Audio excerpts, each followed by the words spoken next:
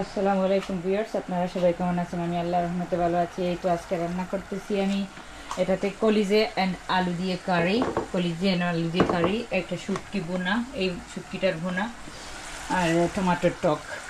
তো সঙ্গে এখন এই তো পেঁয়াজ রসুনটাকে গালিয়ে নিয়েছি। এখন সবগুলো মশলা দেবো। এতে হলুদ দেবো, ধনে জিরে, আদা রসুন। রসুন অলরেডি দিয়ে দিয়েছি, আদা দেবো। এর মধ্যেও গুঁড়ো মশলাগুলো দিয়ে মশলাটাকে কষাবো। কষিয়ে শুটকি, কলিজে, টমাটো এগুলো দিয়ে দেব। এই তো আমার কলিজে কারির মশলাটা রেডি।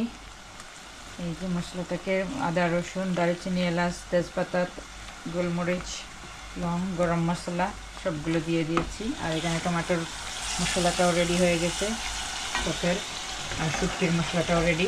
সবগুলো মশলা দিয়ে ভালোভাবে কষিয়ে নিয়ে তারপরে শুটকিটা অ্যাড করব।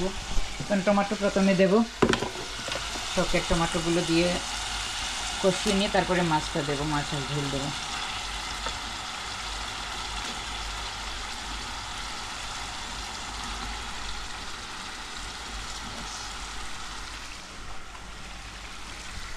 তো শুটকিটাও দিয়ে দেবো, কলিজিটা এর মধ্যে অ্যাড করে নেবো। এখন শুটকিগুলো এর মধ্যে দিয়ে দিচ্ছি। এটা পাতলা করে একটু ঝোল করবো, ভুনাও না, এটা এই শুটকিটা একটু পাতলা ঝোল খেতে মজা লাগে, তার জন্য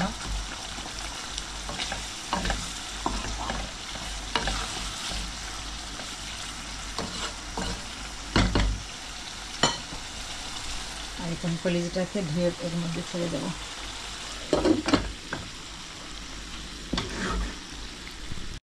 এই তো আমার শুটকিটা কষানো হচ্ছে, আর একটু কষাবো, আরও 10 মিনিট কষাবো, তারপরে এর মধ্যে পানি দেবো।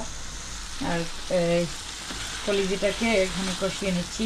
কলিজিটার স্কিনটা আমি আগে একটা ভিডিওতে শেয়ার করেছি, কীভাবে স্কিন তুলে আমরা একটু বয়েল পানিতে দিয়ে স্কিনটা অফ করে নিই, তাহলে রান্না করলে এটার উপরে একটা রাবারের মতো হয় না, আর সফট থাকে।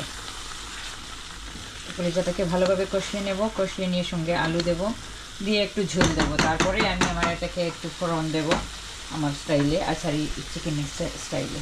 টমাটোর মধ্যে মাছ দিয়ে দিয়েছি, আর এখানে একটু কষিয়ে গেছে, এটার মধ্যেও নেড়ে দেবো কলিজাটা।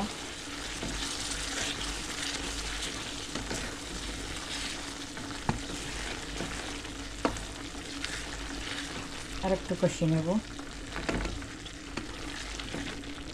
ভালোভাবে কষানো হয়ে গেলে এর মধ্যে আলুগুলো দিয়ে দেবো, দিয়ে অল্প পানি দেব, আর টমাটোটাকে এভাবে ভালোভাবে নেড়ে নিচ্ছি। মাছটা একটু কষিয়ে যাক, তারপরে ঝোল দেবো টমাটোর। শুটকিটাও কষানো হয়ে গেছে, এখন শুটকির মধ্যে পানি দিয়ে দেবো। হ্যাঁ, কষানো হয়ে গেছে, মাছগুলো ভেঙে না যায়। তো কলিজির মধ্যে আলুগুলো দিয়ে দিয়েছি, ভালোভাবে কষিয়ে নিয়ে পানিটা শুকিয়ে গেছে মশলাটার মধ্যে।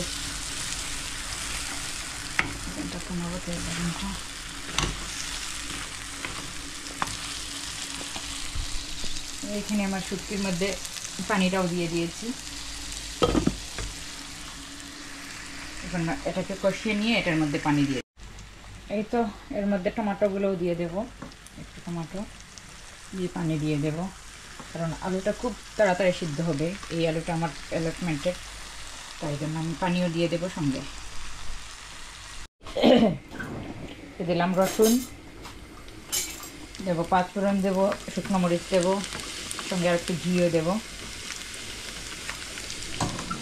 একটু রসুনটা গোল্ডেন ব্রাউন হয়ে যাক, তাতে 5 ফোড়ন দিয়ে দেবো, একটু সফট এই যে গুঁড়া মরিচ যেটা, সেটা অ্যাড করবো, আর সঙ্গে শুকনো মরিচ। একটু স্লো গ্যাসে করতেছি যাতে করে বাগারটা জলে না যায়।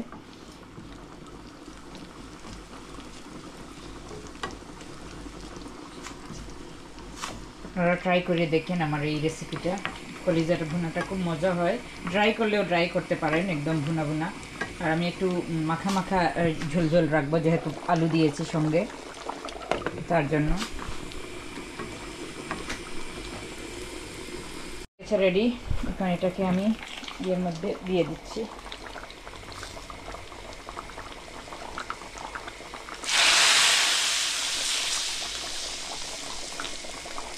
ঘি সব কিছু দিয়ে এখন এটাকে ঢেকে দেব,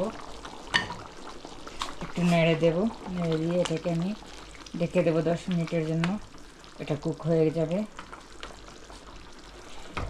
যাতে স্টিমটা বের না হয়, এর জন্য এটা ঢাকনাটা।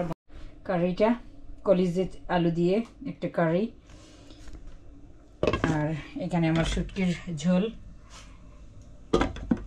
আর এখানে টমেটোর টক,